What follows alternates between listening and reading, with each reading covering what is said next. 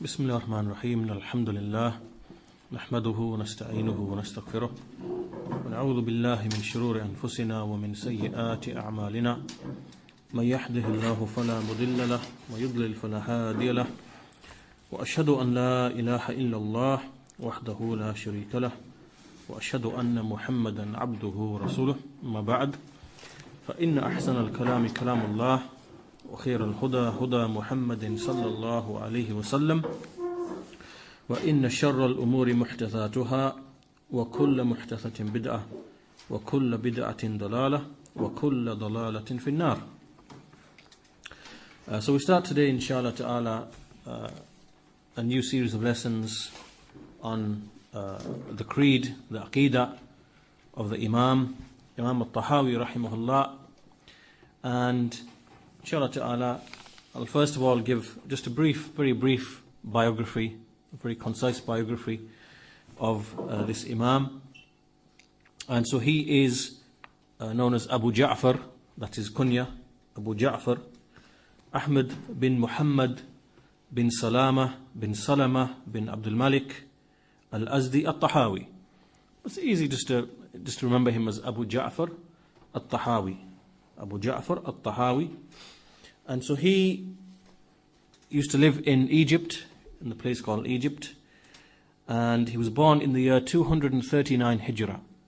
So he was born around the time of when the great Imams like Imam Ahmad rahimahullah and Ishaq bin Rahuya. Imam Ahmad died 241 Hijrah, and Ishaq bin Rahuya, he died in the year 238 Hijrah. So he was born at the time when those Imams were present.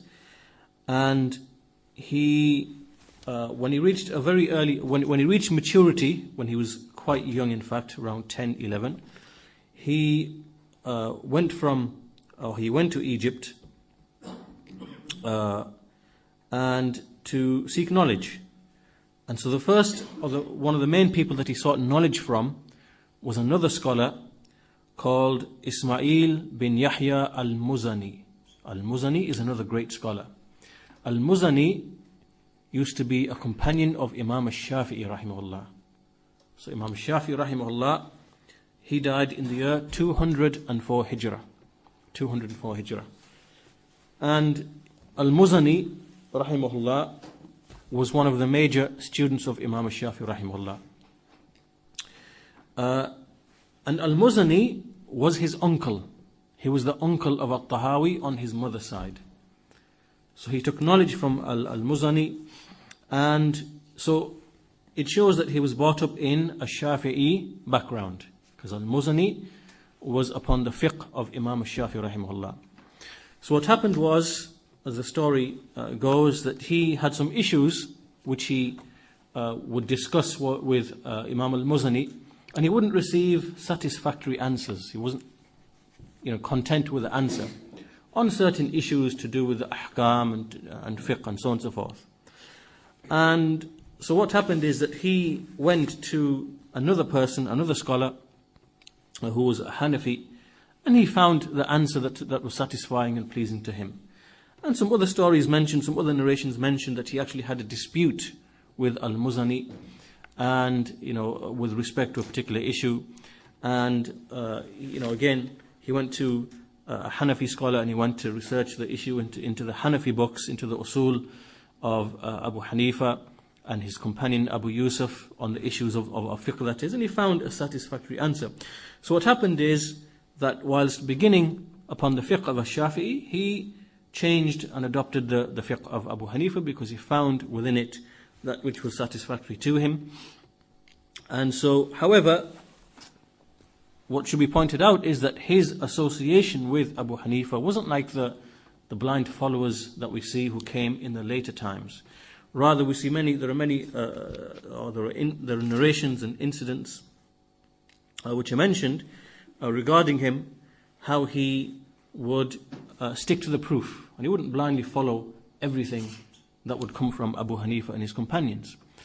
And this is because in the later times, the followers of Abu Hanifa rahimahullah, when they began to write down the fiqh rulings and the issues of jurisprudence, and they began to codify them. They began to use that as the foundation. Right? They began to use that as the foundation. So they made it rigid. And so they would rely back upon the opinions of the scholars. And so eventually, so rather than relying upon the usul, the foundations of what Abu Hanifa was upon, because Abu Hanifa was upon the same usul that the other scholars were upon, it's just that he had very stringent requirements for accepting a hadith. And as a result of that, there wasn't as much a dependence upon the hadith as the other scholars had. However, but in principle, his foundations were the same as the other scholars. But then what happened in later times, and so as a result of that, there was a lot of ra'i or opinion which would tend to come into this school. But those who came afterwards from his followers, they began to rely upon the actual statements and rulings and opinions that came, rather than implementing the actual usul that Abu Hanifa himself was upon. So this is how the rigidity and the people began to stick blindly to the Hanafi madhab. So al Tahawi wasn't like that. Al Tahawi was a great scholar, and so he followed the evidence. And there's actually a narration here that is mentioned in this regard.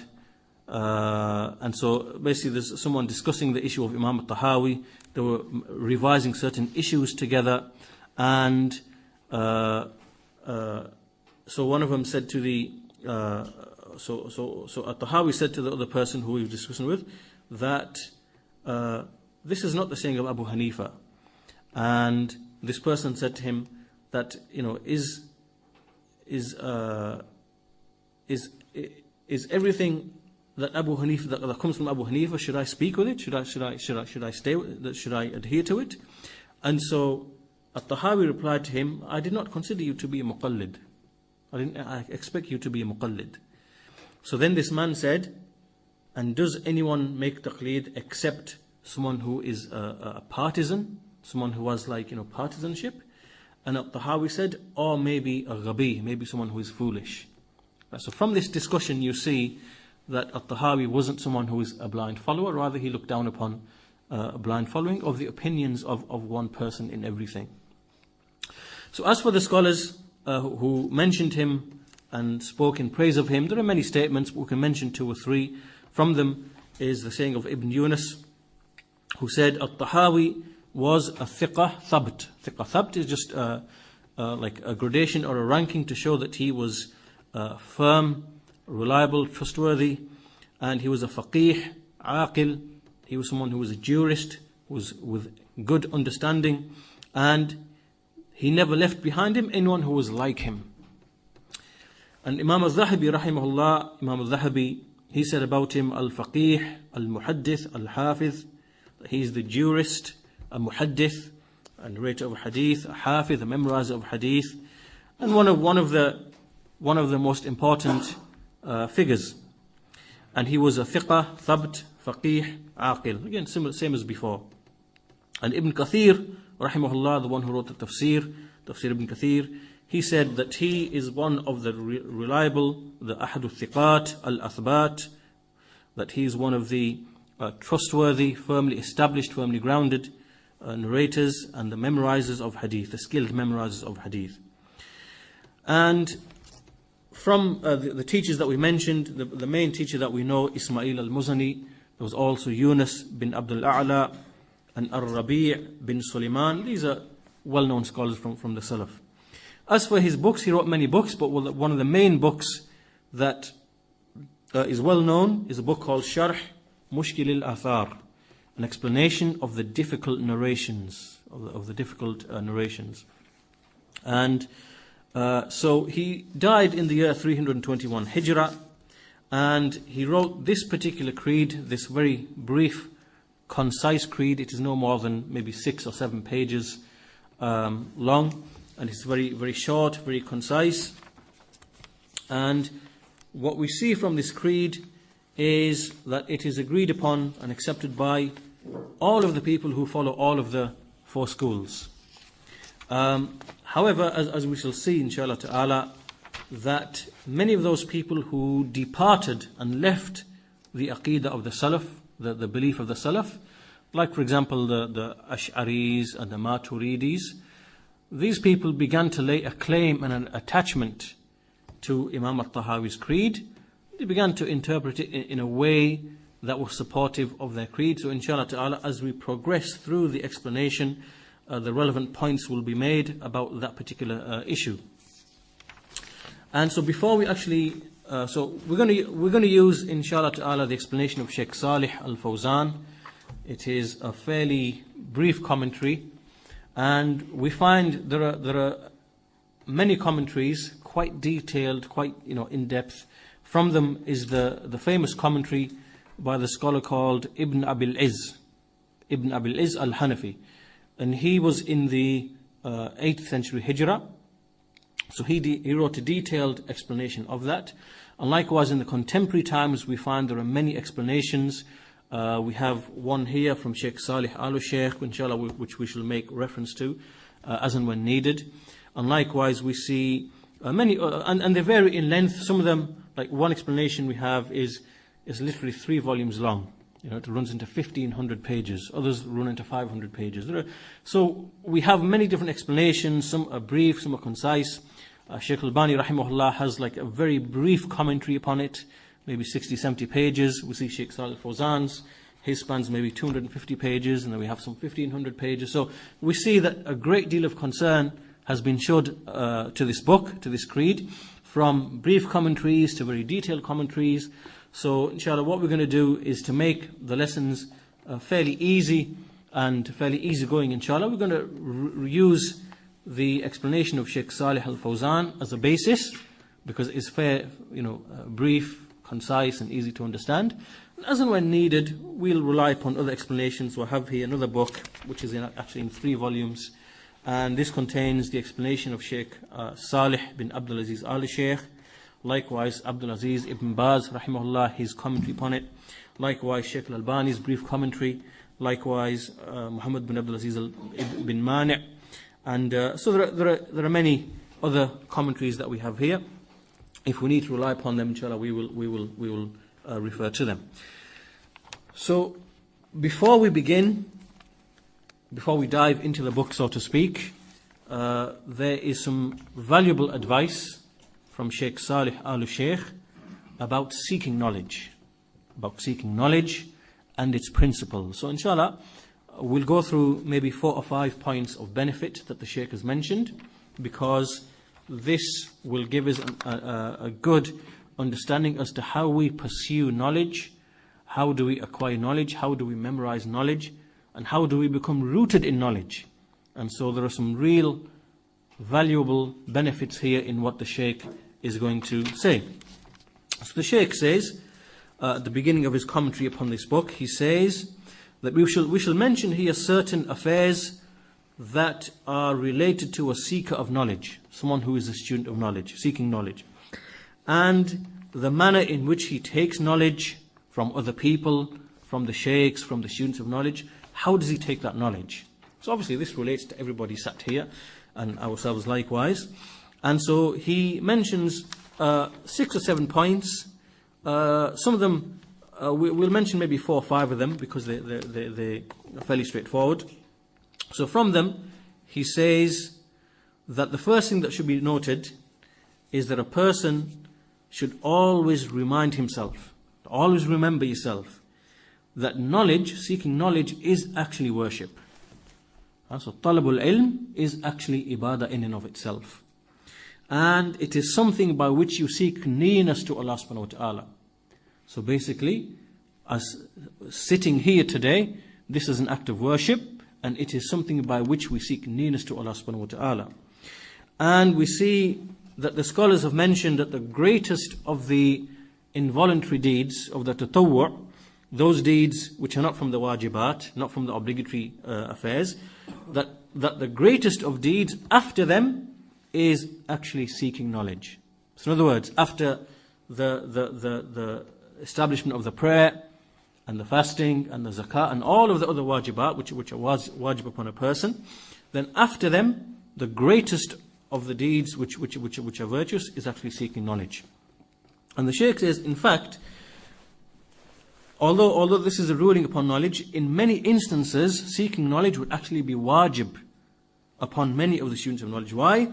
Because most of us, many of us, wouldn't really have acquired sufficient knowledge in order to fulfill the affairs of worship, or likewise to understand the foundations of his religion, like in the affairs of Tawhid and Aqeedah and Iman. Most of us are deficient in that regard. So because of that, knowledge is actually wajib in those areas. So it shows that it has a much more important place than what we think it does. And so for this reason, the Shaykh says, when you understand this and when you realize this, when you remind yourself that knowledge is an act of worship, it is taqarrub ila Allah, it is something that brings you closer to Allah, then a person will never become lazy or indifferent to seeking knowledge. Rather, he will have a different attitude towards knowledge. And so, in terms of memorizing, studying, writing, seeking out books and so on and so forth, again, his attitude will change.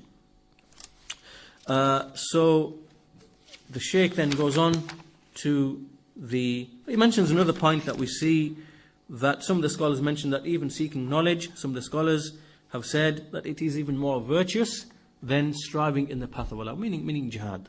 Meaning that jihad which is involuntary, not involuntary, which is voluntary, which is at-tatawwu', which is not the one which is fard ayn, but the fard kifaya.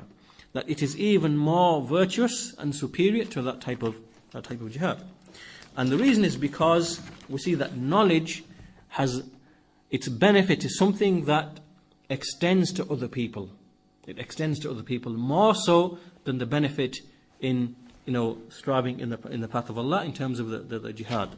So the general principle is that whose benefit is more wider and reaches more people, then that has a greater status and it is of greater benefit. And that's why, as we said, the way of many of the scholars that they stated that seeking knowledge is better and more superior than striving in the path of Allah in terms of the jihad, which is fard kifaya, not fard ayn. The second principle he mentions then, so the first principle is reminding yourself that that seeking ilm is ibadah. The second principle he mentions here is that what are the ways of seeking knowledge? Now, practically speaking, what are the ways of seeking knowledge?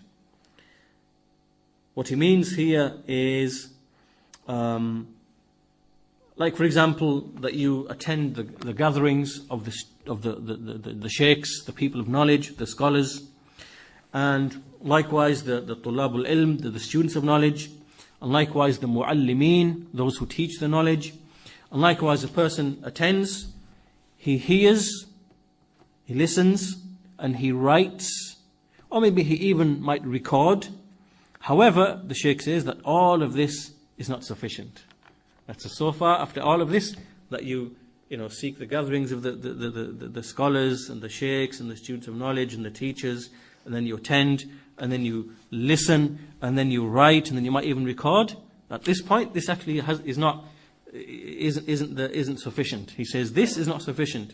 Rather, a person must study and revise. Right? So that's where the studying takes place.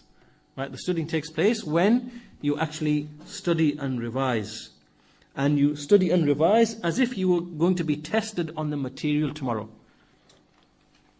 So he says that what this means is that obviously you study, you pay attention to the notes that you've written, and you look at the words that have been used, you look at the evidences which have been provided, you arrange and organize things. So you take your notes and you arrange them, organize them, you extract things from them and whatever.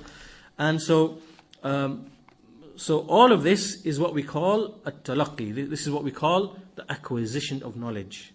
That's where the acquisition actually takes place, right? In terms of how you take what you've heard, what you've written, then you look at it, you revise it, you extract things from it, you organize it, you arrange it, and then you memorize it, and then this is what we call at-talaqqi. This is the actual place where knowledge is acquired. So the Shaykh says, so just hearing and writing isn't enough. Alone, they do not really benefit. That you hear and that you write. And then you'll leave the room, you'll go away, and by tomorrow afternoon you've forgotten everything, and by next week you've forgotten everything.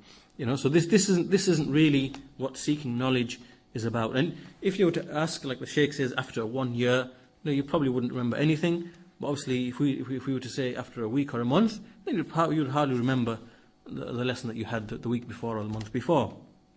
So the Shaykh says that when you have a revision and you return back to your notes, and you look at the text and you revise, you look at the words, and you look at the explanation and the benefits that were given, and then you memorize the proofs, you make note of the proofs, and you go back to those proofs, you read them, and so on and so forth. This is where the actual knowledge is acquired. And so this obviously is very, very important. And we see that most people we don't really seek knowledge in this manner, but this is where the knowledge is actually how it is sought and how it is learnt and how it is conveyed from generation to generation. Then the Shaykh says, then he actually goes on to mention 3 steps. He gives us 3 practical steps. And he says that, okay, we'll mention certain practical steps which a person should be eager to act upon. The first of them is that, first of all, that when you write, that you write with clear writing. That when you're making notes, and when you're writing the benefits, and when you're writing the points that the teacher is mentioning, that you write in a very clear, legible writing. You don't write too small, and So the Shaykh says that write it in a manner that when you come back to it and you revise it, you're able to read it. And don't worry about paper, because there's plenty of paper present in the world. It says Walillahi alhamd, there's plenty of paper, so don't worry about papers. So always write clearly, don't rush, so that when you go back, you're not struggling to see what you've written. That's the first thing. Second thing is that you should always strive to summarize whatever you have read or whatever you have written. Right, so when you've heard a lesson, or when you've written from a lesson, you should come back and write. If I was to write, for example, a page summary of all the main points that have been mentioned, then you should always try to make a talkhis, a summary of each lesson. So you take your notes and write down, okay, these point 1, point 2, point 3, and so you've made a summary of that lesson. Then when you come back to it, you can refer to that summary rather than refer back to the whole lesson. So basically, you're always extracting the benefits and making the summary of each lesson that you've attended or that you've heard. And the third thing that the Shaykh mentions here, obviously, is revision. So whatever you've wrote from the Shaykh or from the student of knowledge, and you should go back to it and try to memorize the main points, because the Shaykh says that knowledge disappears if you don't pay attention to it. Knowledge disappears. And so if you don't keep to it and attend to it and revise it, and it's like if you leave your animal, your domestic animal, or you leave a camel, for example, untied, it's going to disappear. This is the nature of knowledge. Likewise, it's the nature of the Quran. The Quran disappears from your memory if you don't keep attending to it and revising and memorizing. The same with knowledge. Same with knowledge of the religion. And so the Shaykh says that we see that there are many books, many foundational books that explain, for example, Aqeedah or Tawhid or other areas. And what we see, a person might just read it once or twice. The Shaykh says what we do is that we read a book 10 or 20 times. 10 or 20 times. Why? Because every time we come back to the book, we see a benefit that we didn't see before. So the point here is that a person shouldn't say, for example, that we see many people saying, oh, that book, yeah, I read that book. I read that book, now I'm on to this book. Like, we read the book once, now I'm on to the other book. We see the difference, that the true and real scholars, they actually read a book maybe 10, 20, 30 times. So every time they read it, they might find some other benefit or something that they missed. And every time they go back to the book, they see the benefit, then they'll write that benefit down. Right? It's not just casual reading, you sat there, on the sofa lying down, falling asleep maybe, or just something to do in the meanwhile. You pick a book, no pen, no notes, and you're just casual reading to pass the time. And obviously, as you're reading, the benefits are popping up in your mind, but come 2-3 hours later, it's all gone. Right? So this is not the type of study and the reading that the Shaykh the Shaykh is saying that when you actually want to study a book, literally you've got to devour that book. As in, you've got to read it once, twice, 3, 4, 5. Each time, you're making more and more notes. So basically, you just, as I said, you're literally devouring the book from every single angle that you think. This is what we call studying. This is what you call, and this is how this is how he learns. This is how the knowledge becomes rooted in him. So the Shaykh says that when you take this approach, when you read the text, when you read the benefits, when you revise, when you read it again, then this is what will, the knowledge will become firmly rooted and established. And, and he says that when your knowledge is rooted like this, then everything which follows on from it will be the same. So if in your knowledge you're deeply rooted, then everything else that follows on that in that too you will be deeply rooted. Shaykh mentions here a principle. He says that when something which is sahih, when there's something that's sahih, whatever is built upon it will also be sahih. Whenever a construction is sound, everything else that builds on top of it will also be sound. When something is defective, whatever is built upon it, that too will be defective. When something is erroneous, is wrong, plain wrong, and whatever is built upon that is also plain wrong. 3 things he mentions. So for that reason, the Shaykh says that in order to build a sound foundation in terms of knowledge, then a person should really study knowledge in the manner that's described, and not treat it like you would read a novel or a book, like people just for pleasure or whatever. It's actually serious study. The third, so we finished the second point, and the second point, the ways of acquiring knowledge, how it takes place. You listen, you write, and then you go back, and then you do the actual acquisition of knowledge. And then there are 3 points that you mentioned, in terms of clear writing, then summarizing things, and then revising things. Now we move on to the third issue, which is the Shaykh says that the student of knowledge should realize that one particular book will have many explanations. For example, I mentioned that al Tahawiyyah has many explanations. There are many explanations. And we see that every person who writes an explanation has his own style. Some will have, some will write just briefly. Some will have a very technical, very detailed style. Some will mention the fundamental issues and branch off into all of the subsidiary issues and exhaust them systematically. So we see that every explanation has its own little approach. And so what the Shaykh is saying here is that what we should do is that we should take one book, and we should use it as the foundation. So we take one book, for example. So we're going to take Shaykh Saalih Al-Fawzaan's book, Commentary upon al Tahawiyyah. Right, and so he should use this as the foundation. Once he's used that as the foundation, then he can go to other explanations, and then he can add to the foundation he's already built. So the Shaykh is saying that because we have such a diverse and rich amount of resources available to us, for example, the explanation of the 3 principles, Thalathatul Usul. We have many explanations of that. Likewise, we have the book Kashf al-Shubuhat, the doubts of the grave worshippers. We have many explanations. There's countless explanations of that book. We can go on and on for all of the various other books that we see, Kitab al Tawhid, Aqeedah al Wasitiyah. So what a person should do is find one particular book, use it as the foundation, study it thoroughly, and then move on to other explanations where he will see different approaches, different methods, different styles of explanation, and so he will increase in that way. And the Shaykh mentions a verse, وَفَوْقَ كُلِّ ذِي عِلْمٍ عَلِيمٍ, that above everyone who has knowledge is someone who has more knowledge. And obviously at the end that refers back to Allah subhanahu wa ta'ala, who is the all-knowing. But even amongst the people we see that amongst the people, even amongst the scholars, we see they vary in their knowledge and the types of knowledge.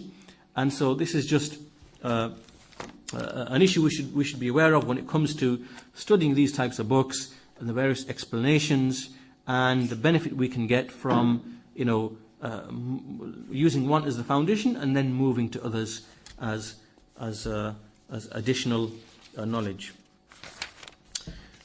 Then we come to another benefit towards the end, and the Shaykh says here that very often, the Shaykh says, when it comes to studying these types of books on the issues of Tawhid and Aqeedah and Iman, we often come to, we deal with the astray groups, the astray sects. We have the Khawarij, we have the Murji'ah, we have the Mu'tazila, the Ash'ari. These are all groups who are present, and they have deviations in the field of Aqeedah. And the Shaykh says that many times that when we go through a book, we find that we will be addressing some of the doubts and deviations of these people. However, the Shaykh says that often many of the students, they come to me and they say, could you direct us to the books of these people so that we can go and have a look? And the Shaykh says that this is wrong. This is very wrong. A student of knowledge, someone who is seeking knowledge, should never ever go out and say, right, let me go and have a look at the books of the Ash'aris. Let me go and have a look at the books of the Mu'tazila, or the books of the Khawarij, or the books of the Murji, or the books of the Qadariyah. Let me just see what they're saying and compare it to. He says that this is wrong for a student of knowledge. And he says that even the scholars themselves, when they, for example, speak about the Ash'aris or the Maturidis, or the Mu'tazila or the Jahmiyyah, they will be quoting through other scholars. Like they will say, for example, that Shaykh al-Islam Ibn Taymiyyah rahimahullah, he said such and such about the Ash'a'ira, or about their doctrines, or he said such and such about the Khawarij, or he said such and such about whatever. And even the scholars take this approach because they don't want to go and waste their time or subject themselves to these kind of issues by going to the books of the Jahmiyyah and the Khawarij and the Qadariyah, but you see them often quoting Ibn al-Qayyim, Ibn Taymiyyah and other scholars like that. So they will refer to the statements and the explanations and the refutations of the bona fide, trustworthy, firmly established scholars themselves, and will not themselves go to these books. So how much more then for the students who are taking knowledge from them. So the point being here then is that when a person is a beginner student of knowledge, he shouldn't go around reading every book he picks up from every author that he comes across. Rather, he should stick to the firmly established, rooted scholars and their works, gain a thorough understanding from them, and not really go out and try to make studies of these books to see what's in there and see if he can refute them. This is not the way, because many a person in history, he has gone out intending to refute falsehood, and he ends up being convinced by that very same falsehood. And many examples like this that the scholars have mentioned. And in fact, most of the deviations which occurred were people who were upon the Sunnah, and then they intended to refute bid'ah, but because their knowledge was weak, then they got enticed by that. But this is what happened, like for example, the people like the Ibn Qullab. These were people in the time of Imam Ahmad. They wanted to refute the Mu'tazila and the Jahmiyyah, but they themselves fell into that blameworthy kalam, and they departed and deviated from the Sunnah. Right? So this shows that a student of knowledge should try to keep his feet firmly planted, and he should lay down the strong foundations for his creed and for his knowledge, and not to spend time going here and there and trying to look into these other books and these doubts and so on and so forth. So this is the end of the advice at the beginning that the Shaykh has mentioned. He then also has another benefit connected to this, and this generally relates to the issue of the Aqeedah. The Aqeedah, the creed which a person holds, and the meaning of the word Aqeedah, which means to something to become binded and tied, like a knot is tied. And what it means for our purpose here, it means that when something enters into the heart, then it firmly clings to the heart like this. It will not leave the heart. It clings and it won't leave the heart. And no doubt will make that thing, will make that knowledge to leave the heart. This is the meaning of Aqeedah. It means a knowledge which clings to your heart and which does not separate from that heart. No doubt will make that knowledge separate from that heart. This is the literal meaning, or this is the meaning of Aqeedah as we use it to refer to the affairs of belief and the affairs of the religion. So we see that the Shaykh says here that the knowledge of Aqeedah is something which all other branches of knowledge are dependent upon.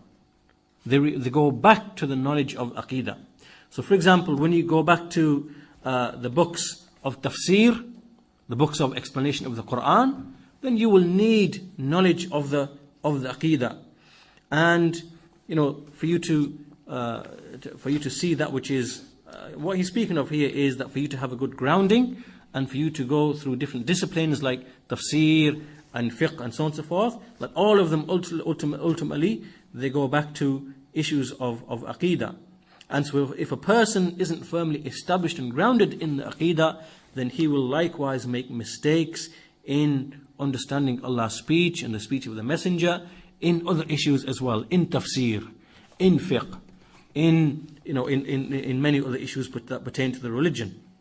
And likewise, the Aqeedah itself, it is something which corrects a person's action, his amal, because his amal, his action is dependent upon the belief that he holds. So if his Aqeedah is sound, then everything that proceeds from him in his actions, that too will be sound. And the Shaykh then mentions how the heart is something which controls the rest of the body. And if the heart is sound, if the knowledge in the heart is sound, then all of the rest of the body will proceed in a similar manner. And this is based upon the well-known and famous hadith in which the Messenger said, indeed there is a morsel of flesh in the body, which if it is sound, then all of the body will be sound, and which if it is corrupt, then all of the body will be corrupt. Indeed, it is the heart. And Abu Hurairah radiyallahu anhu, he said, the heart is the king, and the limbs the limbs are the soldiers. So if the king is upright, then the soldiers likewise will be upright. And if the king errs, he makes a mistake, then the soldiers likewise will make a mistake. Right? This is the nature of the relationship between the heart and the rest of the body. So for that reason, the Shaykh says here that I advise you all to have the greatest of concern with the affairs of Tawhid and Aqeedah, and that you study them, reflecting upon them, and that you memorize the evidences. And because this is the knowledge that you will be in need of in all situations, in every situation. In the affairs of the unseen, you need to rely upon the affairs of Aqeedah, because they're not based upon aql. The intellect and analogy and reflection, all these things cannot independently arrive at knowledge of the Aqeedah and Tawhid. Right? So in all situations you will need to depend upon this knowledge, and so for that reason you have to give the greatest of concern to this. And this brings us to the end of this initial advice that Shaykh Saalih Aal gave with respect to how we should treat this issue of seeking knowledge, and especially when it comes to studying books like these.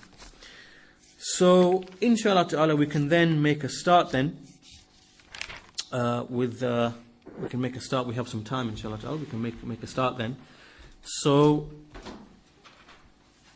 we begin then at the beginning of al Tahawi's creed, and so we'll read from the book inshallah ta'ala. So we see that in the text,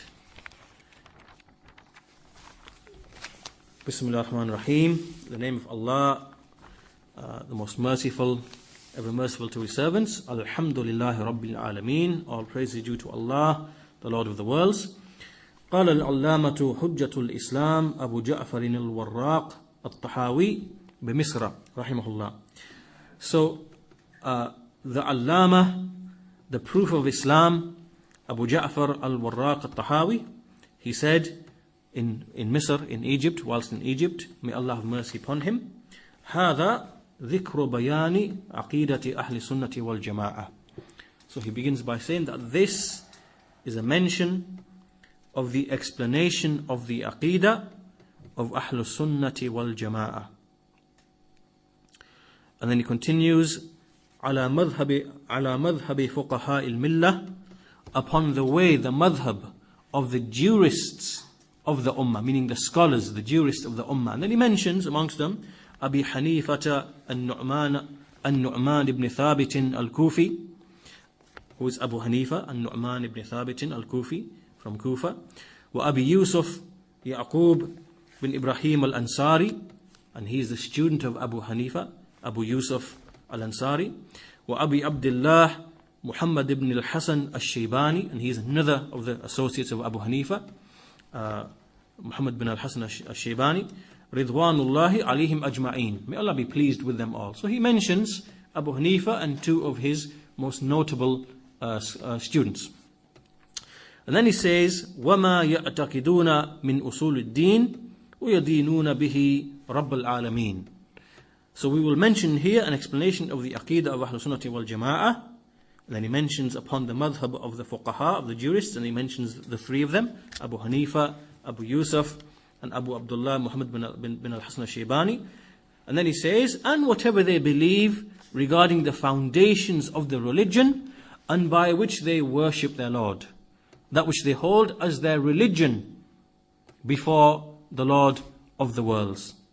So this is the opening passage. So here al Tahawi is explained his intent, and he's laid down here what he's going to outline in the rest of the treatise. So upon this, the Shaykh Saalih al-Fawzaan, hafidhahullah, he first of all begins his commentary by saying, beginning with the mention of Allah's name, and then praising Allah, the Lord of the worlds, and sending prayers and salutations upon the Prophet Muhammad sallallahu alaihi wasallam. He says, and he gives us an introduction about the Aqeedah. He says, verily, the Aqeedah is the foundation of the religion. Meaning, that which we hold with the hearts in terms of the belief in Allah, and belief in the angels and the books and the messengers and al-Qadr and all of the affairs of the unseen, then all of this is the foundation of the religion. And this is the content, this is what comprises the Shahada. And when you say the Shahada, Ashhadu an la ilaha illallah wa ashhadu anna Muhammadan abduhu wa rasuluh, then within this Shahada, then it comprises all of the affairs of the Aqeedah. And the Shaykh says it is the first pillar from the pillars of Islam. The Shahada is the first pillar from the pillars of Islam. And so for this reason, it is necessary that we give great concern to it, that we know what this Aqeedah is, and we know how this Aqeedah is invalidated. How does a person's Aqeedah become defective and invalidated? And so a person should give concern to it so that he becomes someone who has insight. He is upon basira. He has sure knowledge. He is upon a correct sound Aqeedah. Because the Shaykh says that when a person's deen, when his religion is founded upon a correct foundation, upon sound Aqeedah, then the whole deen itself will become acceptable to Allah subhanahu wa ta'ala. And when a person's deen is established upon a defective, confused, or even a corrupt Aqeedah, then this deen will become invalid. It will not be correct. And it will be upon an incorrect foundation. And for this reason, the Shaykh says, the scholars, may Allah have mercy upon them, they show a great deal of concern to the affairs of Aqeedah, and they narrate. They don't bring anything new. Rather we see that they narrate things from those who came before them. And so this is the manner that they transmit the Aqeedah to the people. So we see from the very beginning, the Sahaba, radiyallahu anhum, we see that they never had any doubt in any of the affairs of the Aqeedah. The Quran came to them, and whatever the Sunnah, whatever the Messenger brought to them from the Sunnah, alayhi salatu wasalam, then the Aqeedah was based upon those two sources. And they believed in everything, they acquired the knowledge of the unseen, the knowledge of Allah, His names and attributes, and everything else from the matters of the Aqeedah, and they never ever displayed any shak, any doubt. They never ever questioned anything, saying, why is this, and why is that, and why is this, and why is that. Rather, they accepted everything with qubul and taslim, with acceptance and submission.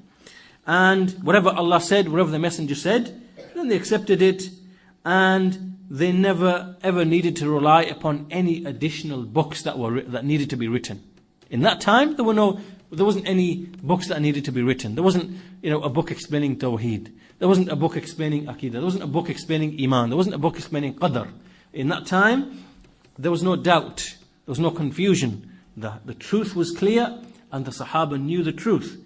and so they worshipped Allah with that truth, and there wasn't any need for any further clarifications because the truth was one. There wasn't any doubts, there wasn't any deviations. And so this situation here of the Sahaba being upon clarity was then passed on to their students. And their students were the Tabi'een. The Tabi'een. And so the Tabi'een, we see that because they took this knowledge from the Sahaba, amongst the Tabi'een in general, we saw that the truth by and large was one, and they were united, and there wasn't any real major deviation amongst the bulk of the Tabi'een who were living in that time. And we are speaking, roughly to the year around 100 Hijrah, because the Messenger died, alayhi salatu wasalam, and then after him were the Khulafa, up until 30 years after the passing away of the Messenger alayhi salatu wasalam. And then from that time to the turn of the century, 100 Hijrah, in that time, those who were born in that time, they were known as the Tabi'een. And they took knowledge from the Sahaba. So amongst them, whilst the Sahaba were alive, there wasn't any major deviation. But when we see that the Sahaba passed away, the last of the Sahaba passed away, which was actually around 100 years after Hijrah, the last of the Sahaba, this is when we see that the sects and the deviations began to appear. And so the Shaykh mentions that there are many people who entered the religion and they weren't really firmly grounded in the Aqeedah, but they entered into the religion. Or likewise, they might have entered into the religion having devious ideas which they had from before. And because we see many people became Muslim from the Persians, from the Romans, from the Jews, from the Christians, from many different backgrounds, from the fire worshippers and so on and so forth. And many of them brought the whatever philosophy and beliefs and ideas that they might have had with them. And obviously this had an impact upon the Islamic belief.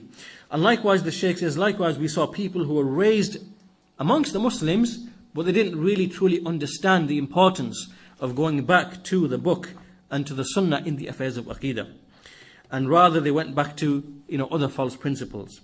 So we see that when this happened, when this began to occur, this is when really the sects and the deviations began to appear.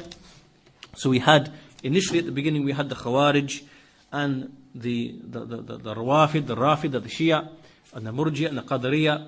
And then after the turn of the century, we had more deviations entering, the Jahmiyyah, the Mu'tazila, and so on and so forth.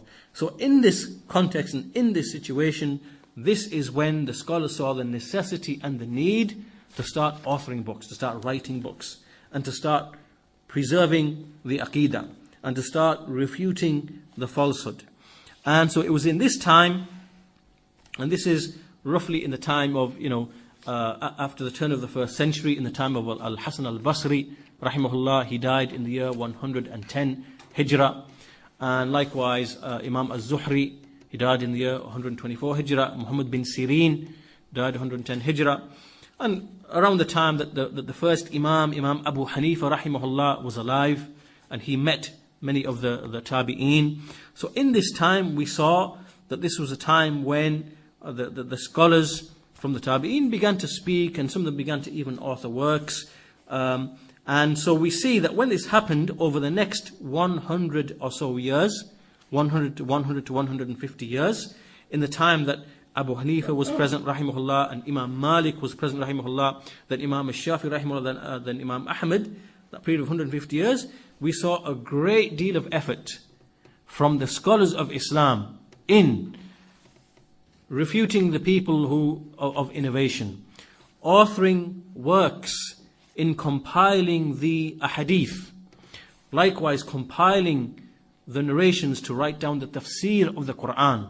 Right, so we see all these different areas, taking place, and through all of that activity, we see that the religion, from all different aspects, in terms of its aqeedah, in terms of the ahkam, in terms of the akhlaq and the morals and so forth, in terms of the hadith themselves, in terms of the tafsir, we see all of this activity taking place, which is essentially preserving the religion, and the most important part of which is the aqeedah. So in this time, there are many books that were written by the scholars, and these books they would call al-Sunnah or al-Iman or ash-Sharia. There are many scores and scores and scores of books that we could mention that were written in this time, and they cover different fields of Allah's names and attributes, the topic of al-Qadr, the topic of the Iman of a believer, as it pertains to major sins and so on and so forth. In all these areas we see these issues being written about and spoken about, and the scholars refuting that which opposes it. So what we see and what we gather from this, as the Shaykh says, that we see that all of the four Imams, Abu Hanifa, Imam Malik, Imam Shafi, Imam Ahmad rahimahullah, all of them were united upon a single creed, and all of them and their followers likewise were involved in defending this creed. And so the Shaykh then goes on to mention some notable names and some scholars like Ishaq ibn Rahuya, Imam al-Bukhari rahimahullah, Imam Muslim. All of these are from the 3rd century. And likewise Imam Ibn Khuzaymah from the 3rd and 4th century. And likewise Ibn Qutaybah. And likewise Imam al-Tabari, who wrote the Tafsir al-Tabari. And likewise from the later times, Imam al-Baghawi, Ibn Kathir. These are all scholars from the later times. But the point being here the Shaykh is making is that all of these scholars, they actually wrote books. They wrote books. And many of these books, they were given certain names like as-Sunnah, or ash-Sharia, or al-Iman, or al-I'tiqad. All of these different names, the intent is the same, which is to lay down the belief and the creed of Ahlus Sunnati wal Jama'ah. And so from those people, coming now to our issue and to our topic, from those people was Imam al Tahawi. Imam al Tahawi rahimahullah. So as we said, he died in the year 321 Hijrah. He was in Egypt. We mentioned these details at the beginning of his biography. And so he authored this work. It's a very brief work. Maybe it consists of maybe 150 sentences. We can fit it onto maybe 6-7 pages. And those sentences are very concise, very brief. And the Shaykh says there are many explanations which have been given of this book. And he mentioned Ibn Abil Iz, that we mentioned earlier on. He mentions that this is from the most comprehensive of them and the most sound of them, because there are other explanations written by the people of innovation and the people who are upon other ways and other approaches. And so here, the Shaykh says that he mentioned the creed of Abu Hanifa and the creed of Abu Yusuf and the creed of Muhammad al-Shaybani, but this is also the creed of the rest of Ahlus Sunnati wal Jama'ah. It isn't just exclusive to them, because as we mentioned, the creed of the four Imams is one and the same. And so, apart from maybe a few little issues, inshallah ta'ala, that we will discuss at the appropriate point, but on the whole, in the majority of the affairs, then they are united upon this Aqeedah, and they took this Aqeedah from the book and the Sunnah, and not from the principles of Kalam, theological rhetoric, or the principles of logic, or other things like that. Rather, they had a single source. And the Shaykh says, unfortunately, many of the later followers of the four Imams, from the later followers, so those who came much after Imam Abu Hanifa. In fact, there were even people at the time of Abu Hanifa who, were upon the way of the Mu'tazila. But generally, those who came much after the Imams, we see that they began to follow some of the other deviated ways of kalam and mantiq, of logic and philosophy and so on and so forth. This happened with Abu Hanifa, and many of his followers, they took the way of the Mu'tazila. It happened with Imam Malik, likewise. It happened with Imam al-Shafi'i, likewise. Many of the followers of Imam al-Shafi'i, who followed the fiqh of Imam al-Shafi'i, they actually are Ash'aris. They're Ash'aris. And so, and even from the followers of Imam Ahmad, there were some from the 5th century who again, they got influenced by something of the ilm al-kalam, like the theological rhetoric and whatever, and they got influenced to it. However, what we see historically is that the followers of Imam Ahmad, rahimahullah, that they were the least affected. Right? So the amount of deviation in the followers of Imam Ahmad is the least compared to all the followers of all of the other Imams. Compared to the Hanafis, the Malikis, the Shafis. And we see that amongst those people, such a deviation, in fact, great deviation, that we never see amongst the Hanbalis. And this is, as the scholars explain, the reason for this is because Imam Ahmad, because of Imam Ahmad and his adherence to the truth, and that his defense of the truth, and in most of the affairs of the religion, he was given, basically Allah made him to be the Imam of Ahlus Sunnati wal Jama'ah. And so most of the truth came to be in his views and in his positions. But anyway, the point being here that al-Tahawi has mentioned the creed as Abu Hanifa was upon it, and Abu Yusuf was upon it, and as Muhammad ash-Shaybani were upon it. And it is different to what the later people claim is Abu Hanifa's creed. Because the later people who came, they began to write books, and in those books they mixed things of kalam and mantiq and whatever, and then they ascribed it to Abu Hanifa. And this is not the case with what is in the creed of Imam al Tahawi. So, with this then, the Shaykh, after making this point, the Shaykh then goes on to begin the first statement of Imam al Tahawi rahimahullah. نقول في توحيد الله معتقدين بتوفيق الله, that we say regarding the Tawhid of Allah, believing by Allah's success, that indeed inna Allah wahidun la sharika lah, that indeed Allah is one, there is no partner to him. And so inshallah ta'ala we will leave the explanation of this to the second lesson, and with that we conclude today's lesson. So it was just really an introduction, inshallah ta'ala. We will get into the content and the first statement of al-Tahawi rahimahullah in the next lesson next week, inshallah ta'ala.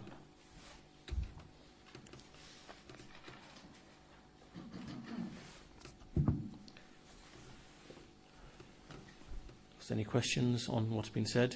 We have a few minutes for that, inshallah. Otherwise, we'll conclude the lesson there. Imam al Tahawi rahimahullah died in 321 Hijrah. 321. He was born in 239. Some scholars say 238. 230, 239. And he died in 321 Hijrah. So he lived for almost 90 years. MashaAllah, 90 years.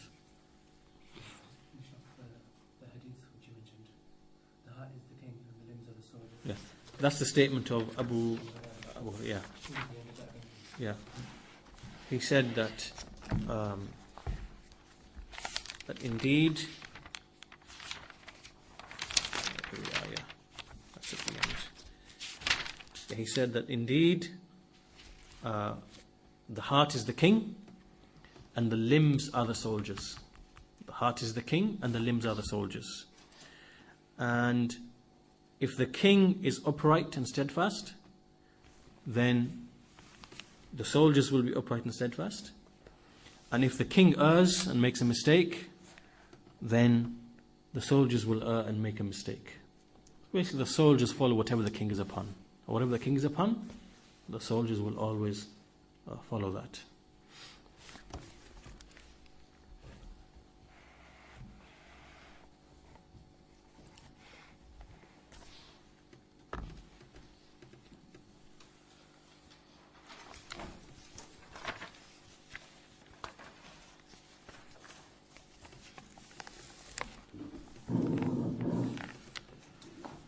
Inshallah, we'll close the lesson here today then. We'll continue next week, inshallah ta'ala, at the same time, 5:30, 5:45.